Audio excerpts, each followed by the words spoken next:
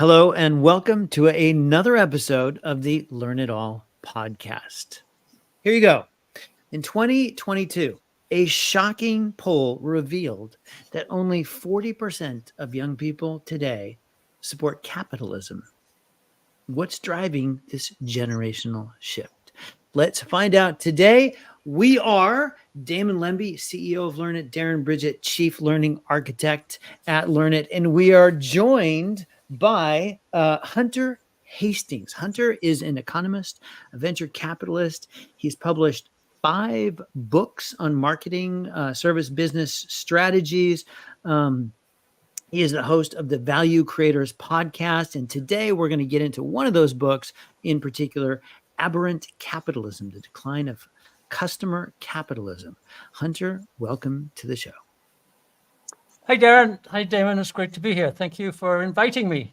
Yeah, we're really happy. I have to say, you did a podcast with Damon not so long ago, and it was one of my favorite podcasts that Damon was on because you asked questions that were so smart. I actually feel a little intimidated right now. Well, it's one of our highest rated episodes, so Damon was the star. Oh, that's Thanks, good. Mark. Yeah, good. Very diplomatic too.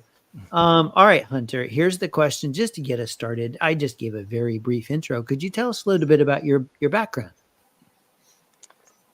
Yeah, so as you say, I'm an economist in the sense that that was my education. My professional track was marketing primarily, first with Procter & Gamble, which makes household products, and then in various consulting industries. I found my way to Silicon Valley to lead a startup in marketing automation back in the days when we thought that if you put enough people, money, and computers in a room, you could solve any problem. And that was fine until 2000. It was a bit of a crash, but we exited. We made a corporate sale, and then I started my own consulting company on the subject of global branding, which was hot stuff back in the end of the 20th century and the early 21st. And then I became a venture capitalist. I joined a venture capital fund called Biala Venture Partners, which is seed stage, which means that the entrepreneur has a business model, but it's not quite yet proven in the marketplace. So you're funding the scaling and the proof and the learning, to put it in your terminology, that will get you to the next level. So that's been great fun. We've had a lot of success. Hunter, it's great to have you here today. Talk to me a little bit about what inspired you to write your newest book, Aberrant Capitalism. Well, as Darren pointed out, young people are starting to lose trust and faith in capitalism, or at least the polling says so. So that data that you talked about was from a 2022 Pew poll. And as you say, more young people express a favorable idea about socialism than about capitalism.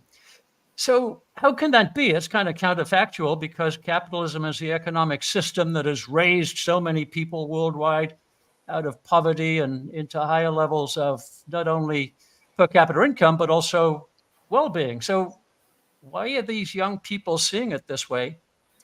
And when you dig a little deeper, what they're complaining about is corporations. So trust in corporations in similar polls is at a very low level.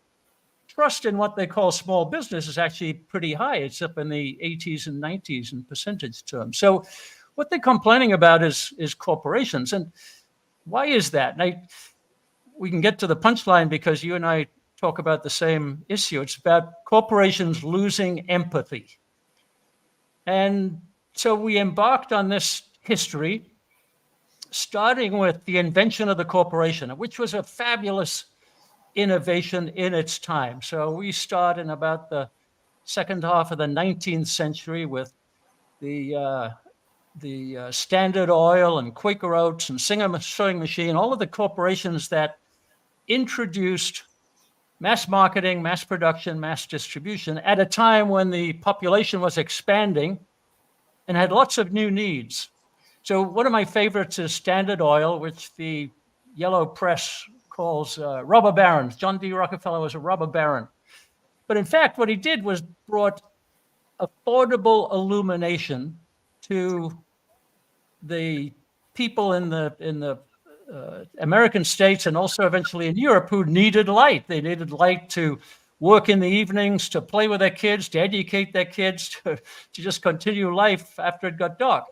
So that's just one example of increased well-being while driving the price down. The price of kerosene came down 1,000% over the short period of time. So, true value, better life at a lower cost.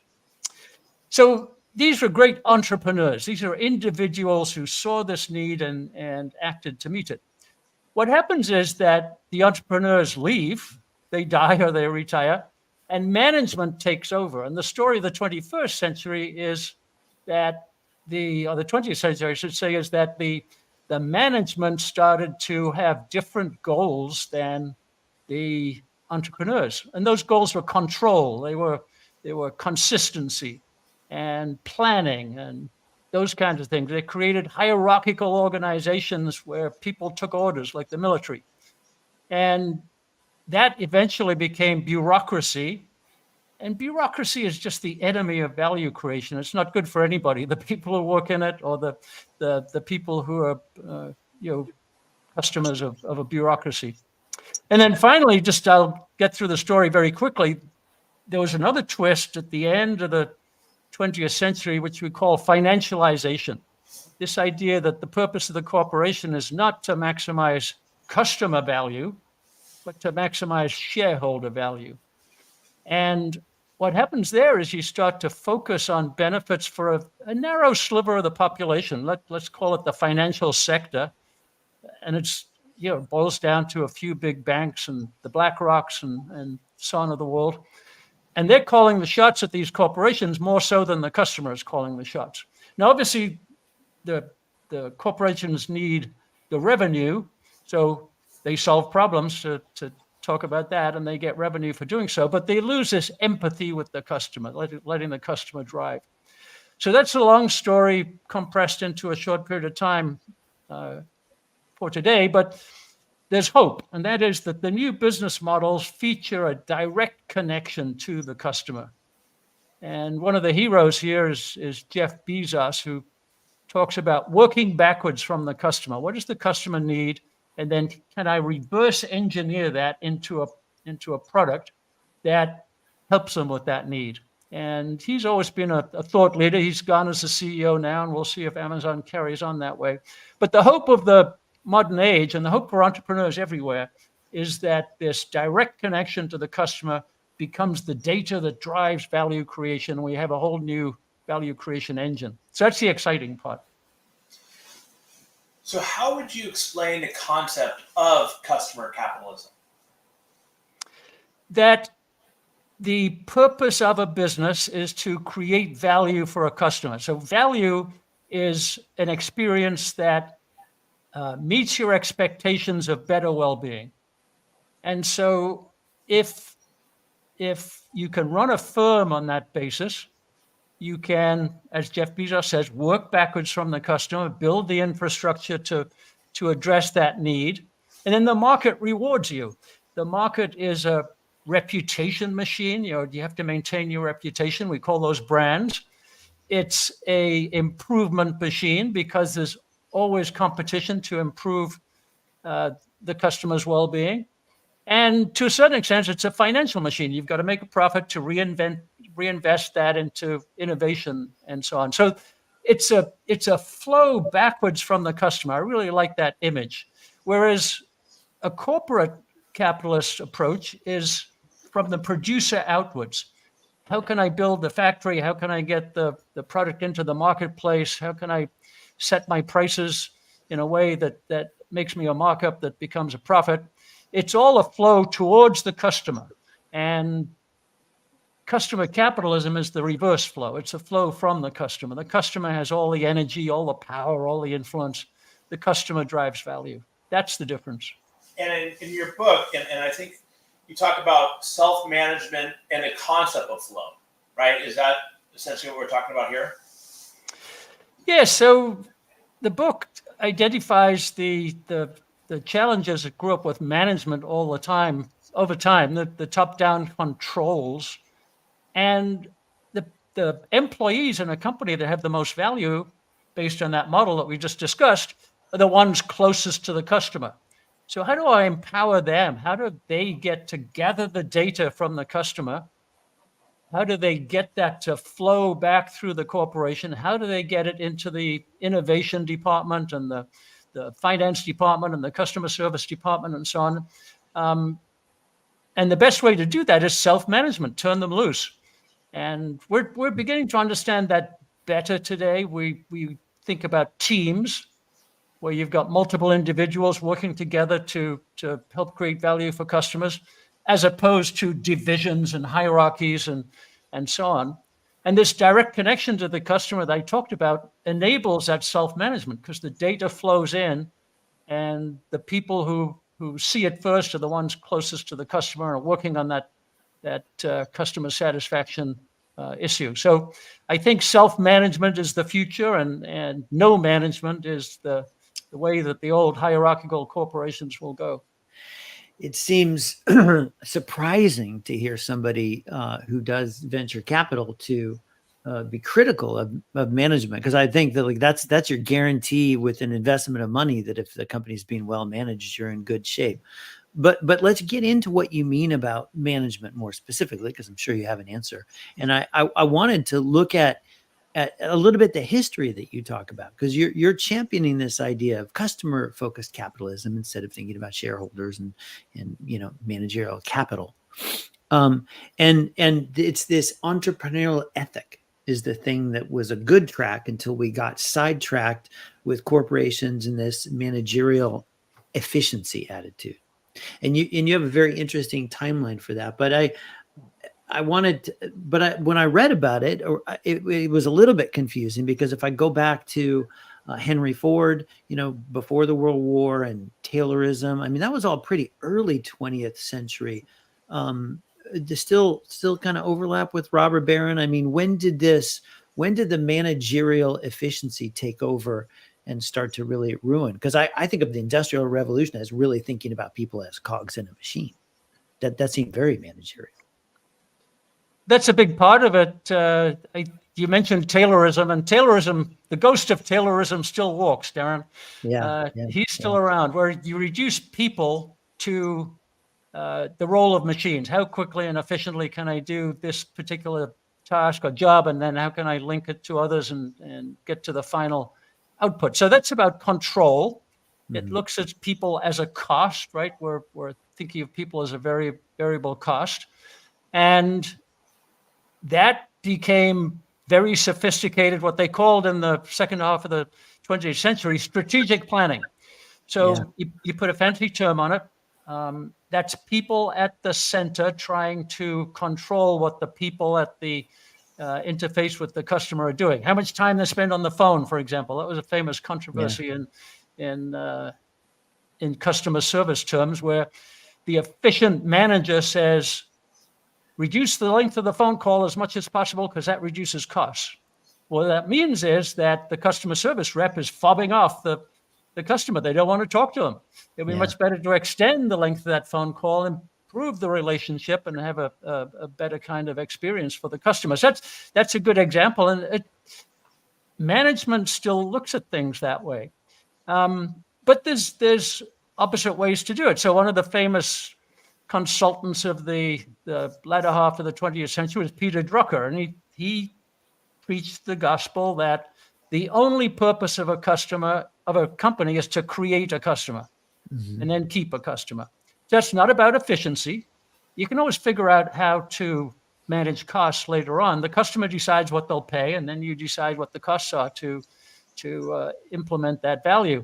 So management has always been about control, reducing costs, efficiency, and there's a role for that. I mean, we don't want to waste, but it's not about focusing on customers, not about empathy. It's not about change when the customer changes. So you talked about entrepreneurship. When we look at entrepreneurs, when we put money into a company at the seed stage, the one thing is that it's going to change, that the business model has some unexplored parts in it that needs to be adjusted, it needs to be adaptive. And so an entrepreneur is somebody who can make that change, can make that switch, can come back to the venture capitalist and say, hey, you invested in this business model, but it turns out to be the wrong one. We're going to go this other way based on what we're hearing from customers. So management is a horrible thing to impose upon an entrepreneur. Now, when a company gets big, you've got to be able to do both. We call it being ambidextrous. You've got to manage for efficiency once you've figured out the value proposition. But that can't be the leading role for a corporation. Entrepreneurship has to be the leading role. I like that. This reminds me a little bit, Hunter. I was just having a conversation with a gentleman, a VC, and he was talking about a previous organization he worked for where they had the ability to hire some of the top talent from Harvard, from Princeton, wherever they considered like the smartest people in the world. But the problem is they'd hire them, they'd put them in, and they'd put them in a box, and they really control what they were capable of doing. And one of the reasons why he left that firm was he's like, because we're wasting the talent and the ability because management wanted to control what people have to say and to do. Yeah, and that's true of, we complain a little bit about MBAs, kind of the A. They're teaching business administration, how to manage the business, as opposed to what we would like to teach, which is a master's of business entrepreneurship. How do you keep the entrepreneurial ethic, as you call it, which is a great term, in a larger corporation? We saw that problem with engineers a lot. Engineers are wonderful people. They're creative. They write great lines of code. But if they can't see the customer, if they can't think about the customer, if they can't empathize with the customer, then that code is not going to be as effective or as valuable as it could be. And so it's the customer experience through the code. And that's what we have to solve for, to get both of those things together. Write great code that gives great experience. Hunter, I almost feel like you're a marketer in that Christensen way, masquerading as an economist. Yeah. Well, I think that's true, but the two functions in a corporation that Peter Drucker talked about that we named were innovation and marketing. And in my brand of economics, it is marketing. So if you understand value, that value is subjective. That's the fancy term for it in economics. That means it's in the customer's head. That means you have to empathize with them, get inside their head to understand that. And then you've got to build the infrastructure, the companies, the services that address that need, that requirement for value. So that is economics. Now, economics went the same way as management in the 20th century. It became mathematicized, it became top-down, it became government economics, as I call it. We think we can tweak this lever, the money supply or government spending or something to get a better outcome. That's got nothing to do with customers and well-being. So I think economics went the same way as management, in the wrong direction. Hunter, prior to coming on stage today, so to speak, we spoke a lot. We spoke about problem, solution, and really what we should be talking about is need. And can you share a little bit about what you mean? And I really like the example about the mom story you told. Yeah, so it's a mechanical way of approaching things to say we're problem solution. What problem does the customer have? Now there's some merit in that. They want to solve a problem. But as you made reference to, I grew up in consumer packaged goods. My customer was mom, and the problem we were solving was cleanliness in laundry, getting shirts whiter and brighter and smelling better and all those other kinds of things. So that was a problem to solve in that sense. The clothes weren't as white as they could be. And mom may have been aware of that she may have had that functional point of view. But what she's trying to do is be a better mom. That's her need. She wants to be the best that she can. She wants to be the mom of the family that wants to be proud when her husband goes to the office. She wants to feel good that her husband can be proud of how he's dressed. The kids are looking good when they go to school. That's about being a good mom. And that's, I'm generalizing for a consumer issue, but my job was to understand mom. What does mom feel about washing? How does it fit into her life? How does she fit it in between groceries in the office and everything like that? And how can I make her feel better about it? So problem solving has a role, but it's a mechanical view of the world. And what we're trying to achieve is this empathic view of what do customers feel? And that's true of business to business in this high technology world, just as much as it is of consumers. Is my office running well? Are my people having the best possible productivity tools?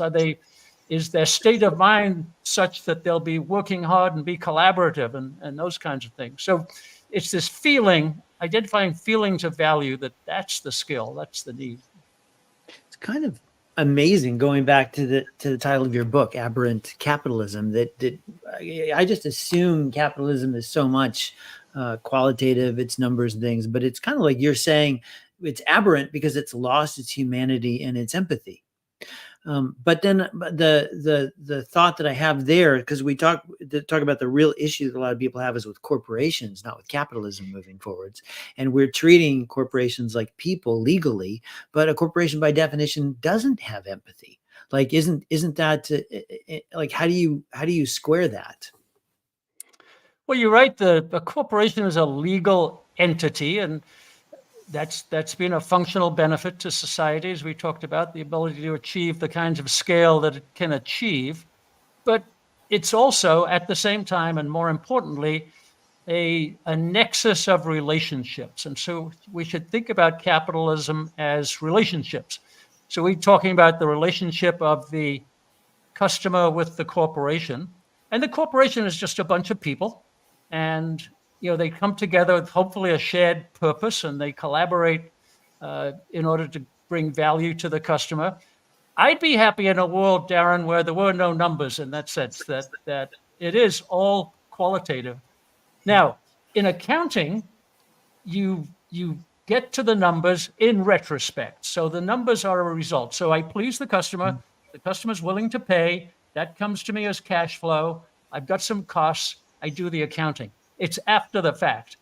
What we do wrong with numbers is plan the future. I must hit this quarterly earnings target. I must sell 1.7 million units. And then you start to get into that mechanical business of forgetting the customer and what the customer wants, and incentivizing the sales force. So one of the great examples we had just recently, probably over a year old now, but Wells Fargo Bank. Their job is to facilitate the customer's financial life, and they thought that, hey, we can do that if we open lots of different service accounts. They can have credit cards, they can have checking, they can have all kinds of other things. So they provided a numerical incentive to the sales force. The more accounts per customer you get, the bigger your bonus. The sales force started to create fake accounts. They didn't tell the customer they created fake accounts. And that's because they were driven by a number, open more accounts, not a qualitative goal, facilitate the customer's life in a better way. So that was a very stark example, I think. In your book, Hunter, you say one of the big twists, and you touched on it a little bit, but I'm hoping you could maybe explain to our audience, is financialization. Yes, so there's a set of data from the Bank of International Settlements, which is actually the biggest central bank in the world, the central bank of central banks. It says if the financial sector gets bigger, the productive economy serving customers gets smaller and starts to decline and fail.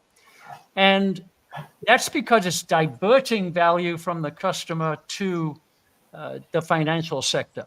And so, again, the customer is still willing to pay. They're providing cash flow to the corporation, but the corporation extracts that value and provides it to a small sliver of the population, the financial sector, as dividends and earnings, and the worst of all is stock buybacks. And so the people are trying to please are no longer the customers so much as the financial sector. And they start to impose conditions on that company. It's where we get a lot of the pressure for these ESG rules and the DEI rules. It's coming from the financial sector. It's draining the value from customers and re-diverting it to a narrow sliver of individuals. So financialization, maximizing shareholder value, became the mantra of corporations instead of maximizing customer value.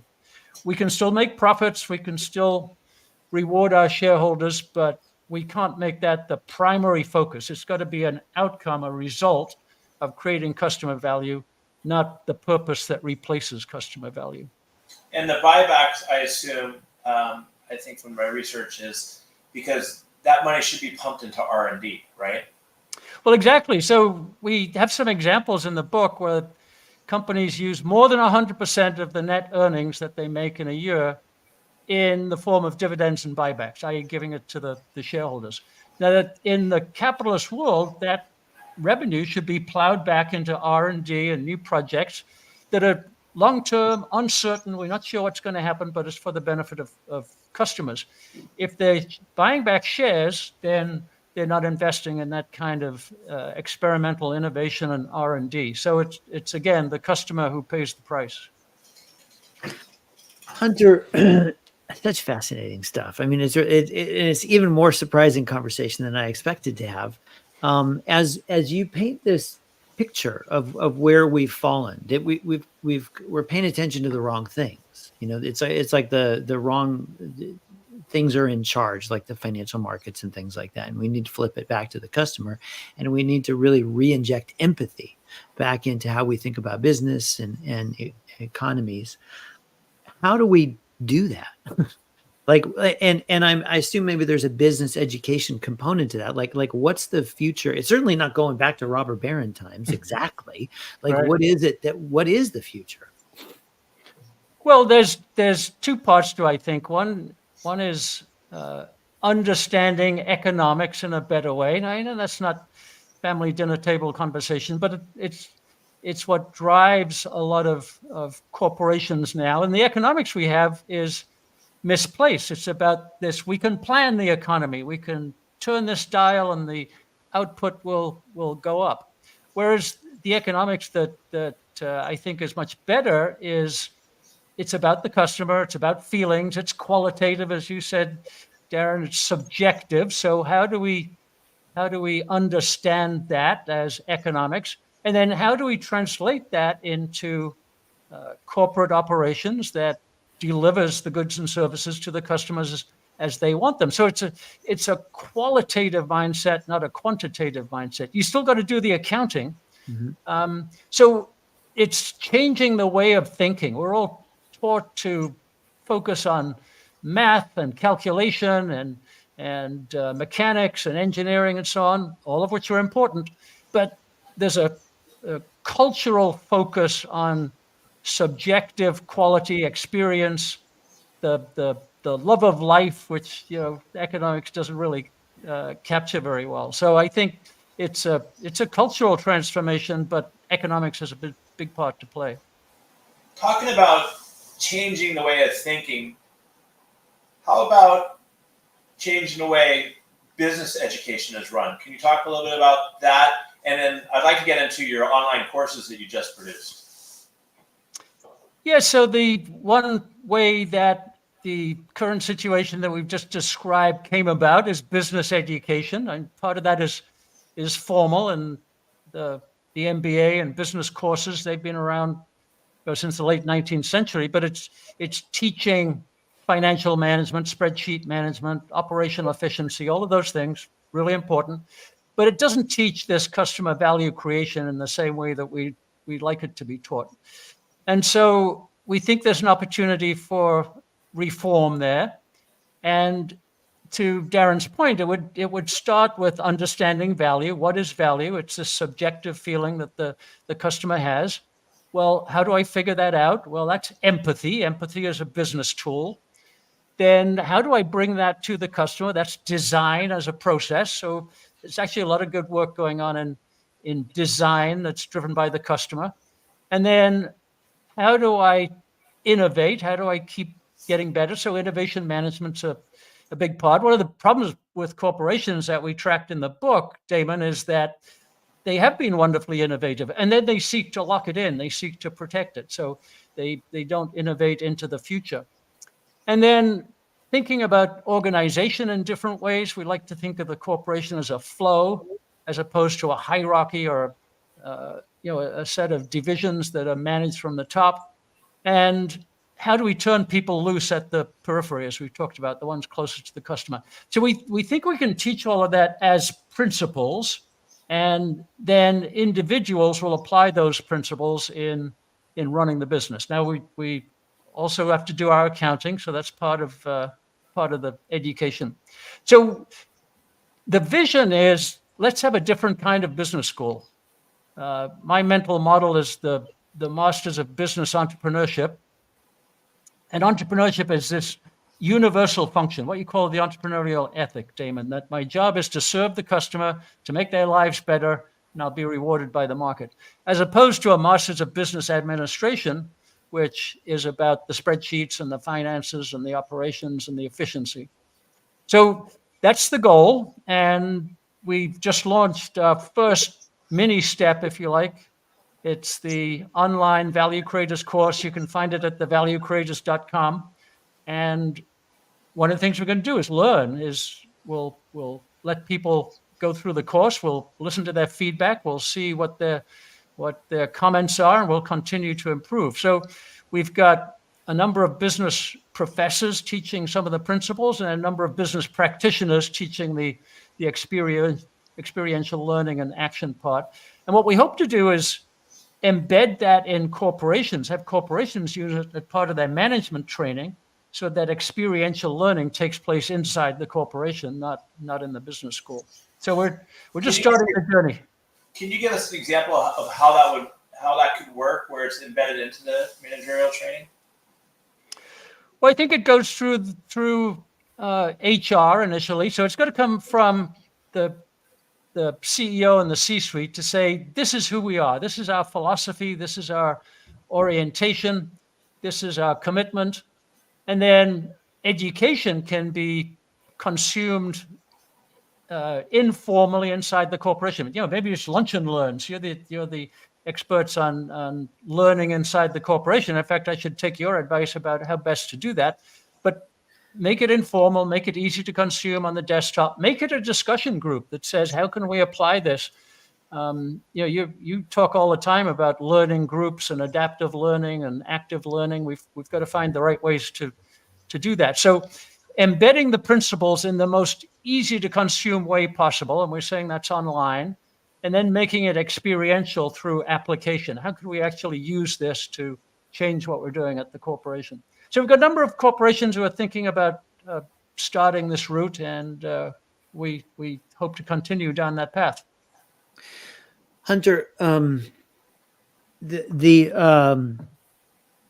I get afraid that where we're heading in this uncertain future with large language models and the GPTs, the generative artificial intelligence, that the work that gets replaced is the knowledge worker, like the people that are doing the kind of thing you're talking about, which is thinking about how can we innovate, how can we create more value, and what will be left is more of just a little bit more just cogs in a machine. Are we heading to a future that will give us increase our humanity, our contribution in organizations, or is it going to be in conflict with each other? Well, I'm an optimist on that front, Darren, although clearly we don't know at this point. We embrace the uncertainty. But here's what I think. It's a wonderful time for entrepreneurs and for human values, because technology has built us these great platforms on which the entrepreneur can add the layer of value. So Amazon's a great example of that, right? They've got all kinds of ways to help small retailers sell to customers, get data, improve their offerings, improve their pricing, and so on. It's a platform on which the entrepreneur can work. And I think that AI has the potential to go that way. So the large language models become platforms. As long as they're not made proprietary, they're not hard to access, they're open source, we can all build on those. And then we'll build our own entrepreneurial layer. And it'll be actually smarter for entrepreneurship than ever before. I can know you because I'm getting data about you. I can learn your preferences. I can try out different approaches on you. I can find out what you need. And I think the AI will help us to understand need. And then I can build the delivery of a service for that need on top of the large language model. So that's what I think will happen. I think it's going to be actually a great time for entrepreneurship. I think the structure of business will change because lots of companies can build on that platform, not just the largest ones. So the big ones build the AI, but hopefully that's accessible to all to build on this additional layer of entrepreneurial value creation. That's my hope. I like what you said there, and I agree. I think this almost levels the playing field a little bit for the smaller organizations who can get in, who maybe don't have the massive R&D budget, but they can get in with the AI to elevate their organizations, which before they didn't have that opportunity. Right, and the great capital there is human capital, because it's at this stage it's how you write the prompt, how you have the conversation with LLM, right, and what value you can identify in that, and how you can build on it, how you can improve it. It's individuation. Every conversation with ChatGPT is individuated, so every run is unique, and that's how value is created. So I'm a big optimist and fan of where that could lead us. Hunter, I got one last quick question. Hopefully, can you help me win an argument? I'll get into arguments with some of my financial friends about, this idea that business is about maximizing value for shareholders. And I want to make the case that it should be Drucker's point, that it should be about getting and creating a customer. Can you give me what's my bullet points for winning that argument? Well, that the most valuable companies in the world today actually display a greater ability to serve customer needs than the old companies that we wrote about in a lot of the books. So I've mentioned Amazon a couple of times before. They create customer value. If you read Jeff Bezos's first shareholder letter, that's what it's about. He says, we're going to serve the customer. We're not going to serve shareholders. We may not even make a profit for a long time. We're going to reinvest in serving the customer. And we're going to have a long-term point of view. And so that was established as the new norm for these big corporations. I think a lot of Apple and a lot of Google has been that way. It's enabling us to create value. Now, the challenge is that the financial bureaucracy and the compliance bureaucracy comes in and they throttle that. So it's a constant fight. But I do think that this direct connection to the customer is creating this new opportunity, and it shows up in stock market values. You look at the 5-year total shareholder return of companies like Apple and Amazon and Netflix and so on. They're outperforming as a result of this direct connection. So the shareholder value is a consequence still. It's an outcome. It's a residual, but it's not the purpose. So Hunter, we have a signature question that we ask typically near the end. But before I get to that, we've talked about a lot, but is there anything that we haven't spoken about today that you want to talk about? Well, no, I'm very happy that you've asked the questions the way you have and supported some of the ideas that we're pursuing. Another time we might talk about economics, because there's several flavors of economics, as we've hinted at, and I'm a fan of some of them and not the others. But no, I think if we can get across this idea of capitalism as a positive producer of well-being for customers that makes a profit as it does so, that we can get that word across to the whole world, that we can get these 18 to 29-year-olds to realize that, hey, capitalism is helping me and I can help it, and I should participate. That's the good goal, I think. All right, Hunter. So here we go. What is one thing, our listeners have gotten to know you a little bit. What is one thing about you that would surprise our listeners? We've had people come on and say that they, Darren always likes to say that they're an undercover Trekkie, or that they studied, I don't know, meteorology. Yeah, we had a closet meteorologist once. That was surprising. I am an addicted fan of soccer, specifically the English Premier League, and specifically Newcastle United, which is the team in the town closest to where I was born.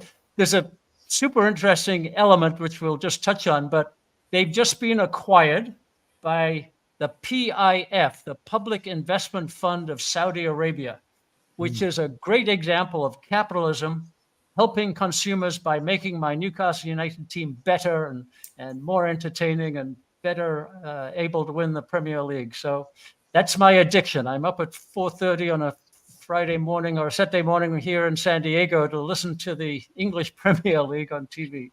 That's great. Have you been watching Welcome to Wrexham? Yeah, I love that. I think Oh that's my gosh. fabulous. It's That's terrific, isn't it? another piece of capitalism at work, Darren. Yeah, I know, right? And it's like you like.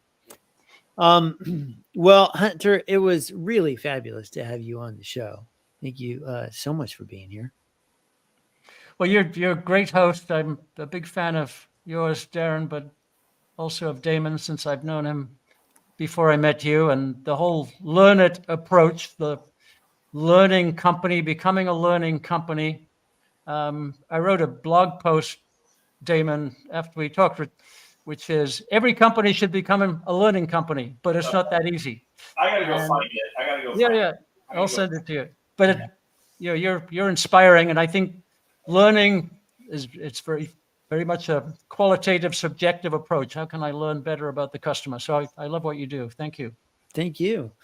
Well, speaking of learning, I think we learned a lot today about the value creation approach to economies, to the world, to your own businesses.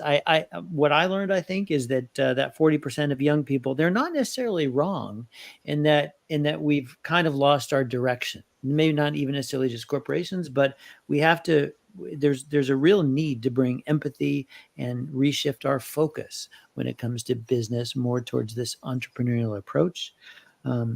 Big shout out and thank you to everyone who tuned in today. If you enjoyed the show, please subscribe and tell your friends. And remember to stay curious and keep learning. Thanks everyone for being with us today. Have a good day, everyone. Thank you.